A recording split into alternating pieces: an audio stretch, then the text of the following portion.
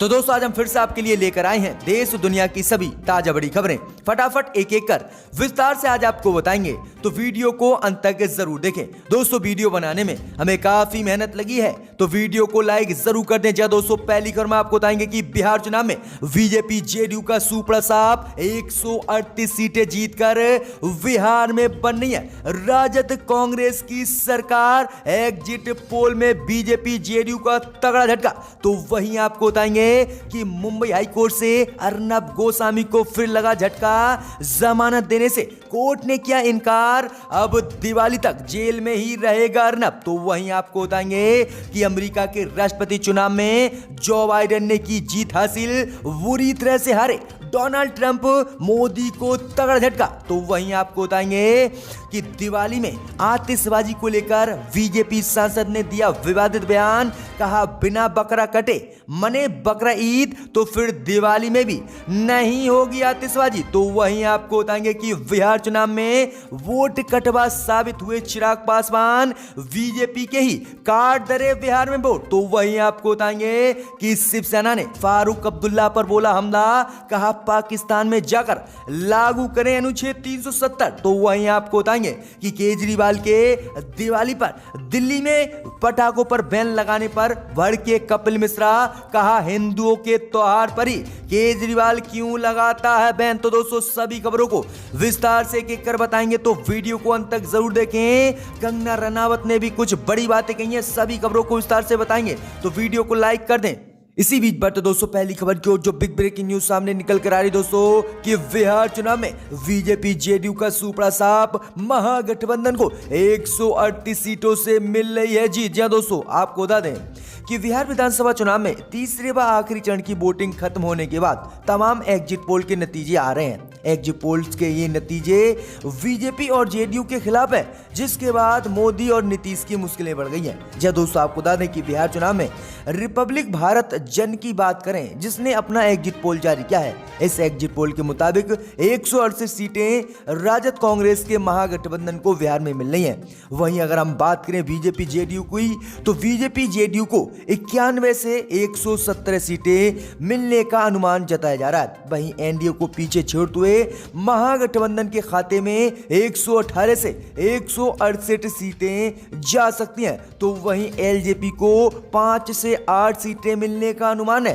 अन्य को 3 से 6 सीटें बिहार में मिल सकती हैं। तो वहीं अगर हम बात करें दोस्तों एबीपी न्यूज की, तो एबीपी न्यूज द्वारा एनडीए को 104 से 128 सीटें मिल रही हैं। तो वहीं राजद और कांग्रेस के महागठबंधन को 108 से 131 सीटें मिल रही हैं। तो वहीं एलजेपी को 1 से 3 सीटें मिल रही हैं और अन्य को 4 से 8 सीटें मिलने का अनुमान है, जिससे सीधा साफ हो गया कि बिहार में इस बार राजद कांग्रेस के महागठबंधन वाली सरकार बनने वाली है और बीजेपी जेडीयू बुरी तरह से बिहार में आ रही है। बड़ा एग्जिट पोल जारी कर दिया है सभी न्यूज चैनलों ने।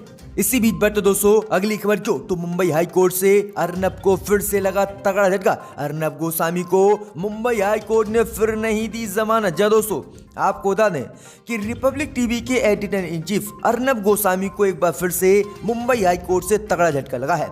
रिपब्लिक टीवी के editor in chief Arnab Goswami को शनिवार को भी मुंबई हाई कोर्ट ने बेल नहीं दी। मुंबई हाई कोर्ट ने अंतरिम जमानत याचिका पर अपना फैसला रिजर्व रख लिया और कहा है कि दीपावली के अवकाश के बाद कोर्ट 4 दिन के अंदर आपकी जमानत पर सुनवाई करेगा और जमानत देने की कोशिश करेगा। हाई कोर्ट ने यह भी कहा है कि अगर अर्नब चाहें तो जमानत के लिए निचली अदालत में अपील कर सकते हैं, लेकिन मुंबई हाई कोर्ट फिलहाल जमानत दे नहीं सकता। जहां दोस्तों ये तगड़ा झटका लगा है।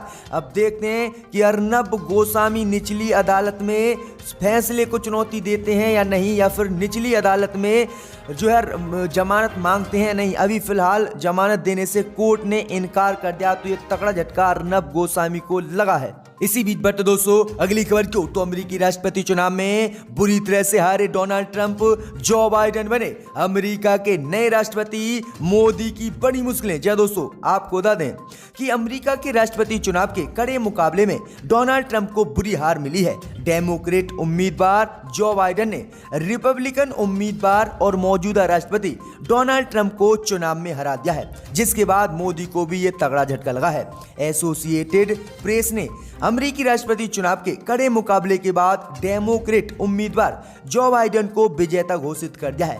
बाइडेन अमेरिका के 46वें राष्ट्रपति बनेंगे और मोदी सरकार को ये तगड़ा झटका देंगे। जी हां दोस्तों, आपको बता दें कि 3 दिनों तक चली लगातार वोटिंग की गिनती के बाद अमेरिकी राष्ट्रपति चुनाव के नतीजे साफ हुए हैं।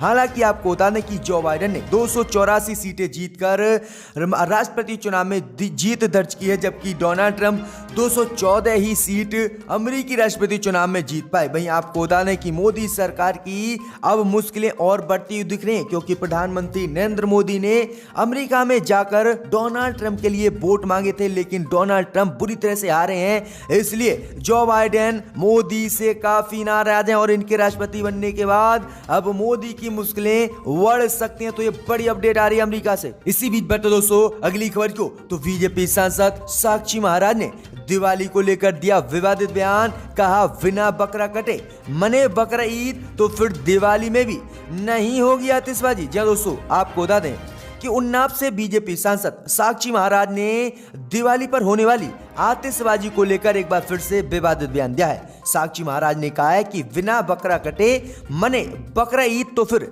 दिवाली पर भी कोई व्यक्ति आतिशबाजी नहीं करेगा। वहीं आपको बता दें कि बीजेपी सांसद साक्षी महाराज का साफ कहना है कि जब बकरा ईद पर बकरों को काटा जाएगा और ईद मनाई जाएगी तो वह दिवाली पर भी आतिशबाजी करेंगे, चाहे इससे कितना भी प्रदूषण हो। जब दोस्तों आपको बता दें कि साक्षी महाराज ने आगे कहा है कि अगर वह बकरा ईद पर बिना बकरा कटे ईद मनाएंगे तो वह दिवाली पर भी आतिशबाजी नहीं करेंगे। यानी बीजेपी सांसद ने हिंदू मुस्लिम की राजनीति फिर से शुरू कर दिया। तो ये बड़ा विवादित बयान साक्षी महाराज ने दिया है, क्योंकि कई राज्यों ने जो है प्रदूषण को लेकर आतिशबाजी पर दिवाली पर बैन लगा दिया है। इसी बीच बढ़ते दोस्तों अगली खबर को तो बिहार चुनाव में वोट कटवा साबित हुए चिराग पासवान। बीजेपी के ही कार्ड धरे वोट। जो दोस्तों आपको बता दें कि बिहार विधानसभा चुनाव खत्म होने के साथ ही एग्जिट पोल भी आना शुरू हो गया है और बिहार में राजद और कांग्रेस के महागठबंधन वाली सरकार बननी है। बिहार में इसी बीच खबर सामने निकल कर आ रही है कि एलजेपी के अध्यक्ष चिराग पासवान बीजेपी जेडीयू के लिए बिहार में वोट कटवा साबित हुए हैं। एग्जिट पोल में बीजेपी जेडीयू को सीधे सीधे लोजपा ने नुकसान पहुंचाया है। जब दोस्तों आपको बता दें कि बिहार विधानसभा चुनाव से पहले ही नीतीश कुमार पर निशाना साधते हुए चुनावों में एनडीए से अलग चलने का फैसला किया, जिसके बाद केंद्र में एलजेपी एनडीए के साथ है। चिराग ने कहा कि अगर बिहार में भाजपा का मुख्यमंत्री बनता है तो उनका समर्थन भाजपा के साथ है। इसके अलावा उन्होंने भाजपा प्रत्याशियों के खिलाफ अपने उम्मीदवार मैदान में नहीं उतारे, जिसका सीधा सीधा फायदा बीजेपी को बिहार चुनाव में मिलता दिखा। वहीं जेडीयू प्रत्याशियों के खिलाफ अपने उम्मीदवार लोजपा ने उतारे, जिससे बड़ा झटका लगा है और वो उम्मीदवार लगातार चुनाव में हारे हैं, जिससे बिहार में चिराग पासवान वोट कटवा साबित हुए हैं और बिहार में इस बार राजद और कांग्रेस के महागठबंधन वाली सरकार बन रही है और बिहार में बीजेपी जेडीयू का सुपड़ा साफ होता दिख रहा है। इसी बीच बढ़ते दोस्तों अगली खबर को तो शिवसेना की फारूक अब्दुल्ला को नसीहत, पाकिस्तान में जाकर लागू करे अनुच्छेद 370। जहां दोस्तों आपको बता दें कि जम्मू कश्मीर में आर्टिकल 370 की बहाली को लेकर नेशनल कॉन्फ्रेंस के नेता और पूर्व मुख्यमंत्री फारूक अब्दुल्ला लगातार बयानबाजी कर रहे हैं। अब इसी मामले में शिवसेना ने अब्दुल्ला पर हमला बोला है। जहां दोस्तों आपको बता दें कि शिवसेना सांसद संजय रावत ने पत्रकारों से बातचीत में बड़ा बयान दिया है। उन्होंने कहा है कि यदि फारूक अब्दुल्ला चाहते हैं तो वह पाकिस्तान जा सकते हैं और वहां पर धारा 370 लागू कर सकते हैं। भारत में अनुच्छेद 370 और 35A के लिए कोई जगह नहीं है। दरअसल आपको बता दें कि फारूक अब्दुल्ला ने जम्मू में पार्टी कार्यकर्ताओं को संबोधित करते हुए कहा था कि जब तक वह 370 की बहाली नहीं करवाएंगे जम्मू कश्मीर तब तक वह नहीं मरेंगे। और इसी बयान को लेकर ये शिवसेना ने बड़ा हमला बोला है फारूक अब्दुल्ला पर। इसी बीच बटे दोस्तों अगली खबर को तो कंगना रनावत ने अर्नब गोस्वामी को रिहा करने की मांग, कहा हर जगह दबाई जा रही है आवाज। दोस्तों आपको बता दें कि महाराष्ट्र में एक इंटीरियर डिजाइनर मामले को लेकर अर्नब गोस्वामी आज जेल में बंद है और मुंबई हाई कोर्ट से भी उन्हें कोई राहत नहीं मिली है। उधर एक्ट्रेस कंगना रनावत ने अर्नब की गिरफ्तारी पर अपनी प्रतिक्रिया दी है और उनकी जल्द रिहाई की कंगना रनावत ने मांग की है। कंगना रनावत ने कहा कि हम केवल ये कल्पना कर सकते हैं कि सुशांत और दिशा की हत्याओं, बॉलीवुड के ड्रग्स रैकेट और बच्चों के अवैध व्यापार में कौन कौन शामिल है। माफियों के खिलाफ उठने वाली हर आवाज का अब गला घोटा जा रहा है। वहीं कंगना रनावत ने कहा है कि जल्द से जल्द अर्नब गोस्वामी को जेल से बाहर किया जाए, क्योंकि अर्नब ही एक ऐसा व्यक्ति है जो हर किसी की आवाज को उठा रहा है। तो अर्नब गोस्वामी के लिए कंगना रनावत ने ये बड़ी पीड़ा उठाई है और अर्नब के गिरफ्तारी के बाद उन्हें छोड़ने की अब मांग कर दी है कंगना रनावत ने। इसी बीच बटे दोस्तों अगली खबर क्यों तो केजरीवाल ने दिवाली पर पटाखों पर लगाया बैन। तो कपिल मिश्रा बोले हिंदू त्योहारों पर आखिरकार क्यों लगाए जाते हैं बैन। दोस्तों आपको बता दें कि वायु प्रदूषण के चलते दिवाली के मौके पर पटाखों पर पूरी तरह से प्रतिबंध लगाने के केजरीवाल सरकार के फैसले पर अब बीजेपी नेता कपिल मिश्रा ने हमला किया है। कपिल मिश्रा ने अरविंद केजरीवाल से सवाल किया है, क्या हर साल दिवाली पर पटाखों को बैन कर उचित है? दिल्ली में आज पटाखे नहीं जल रहे हैं तो प्रदूषण का स्तर आज इतना खराब क्यों है?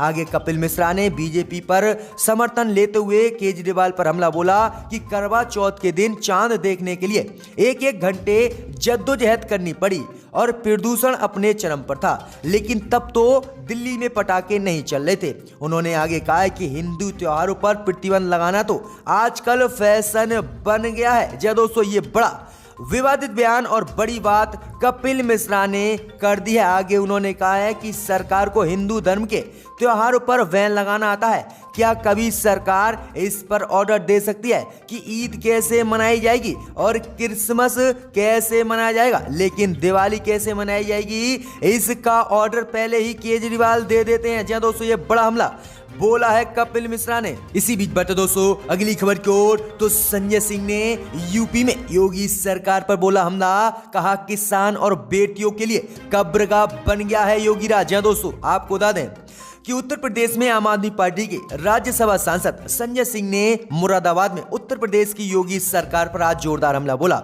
उन्होंने कहा है कि उत्तर प्रदेश में जिस तरह से किसानों पर परौली जलाने के नाम पर जेल में डाला है, किसानों को पीटा जा रहा है, इससे पूरा देश जो है योगी से नाराज है। उन्होंने आगे कहा है कि उत्तर प्रदेश में आज अपराध इतना बढ़ गया है कि इसे जंगल राज भी कहना कम लगता है। आगे संजय सिंह ने कहा है कि यूपी में मिशन शक्ति के नाम पर योगी एक ढोंग चला रहे हैं। सरकार करोड़ों रुपए प्रचार प्रसार में खर्च कर रही है, जबकि देवरिया में एक पिता अपनी बेटी के साथ छेड़खानी की शिकायत करने जा रहा था तो उसे पीट कर मार दिया गया। लेकिन योगी सरकार सिर्फ बकवास करती है और किसानों को भी परौली जलाने के नाम पर जेल में डालती है। आगे उन्होंने कहा है कि बेटियों और किसानों के लिए कब्रगाह बन गया है उत्तर प्रदेश में योगी राज। इसी बीच बटे दोस्तों अगली खबर क्यों तो पंजाब में मोदी सरकार की बड़ी मुश्किलें, काली दिवाली मनाएंगे किसान मजदूर 21 नवंबर तक बड़ा आंदोलन। दोस्तों आपको बता दें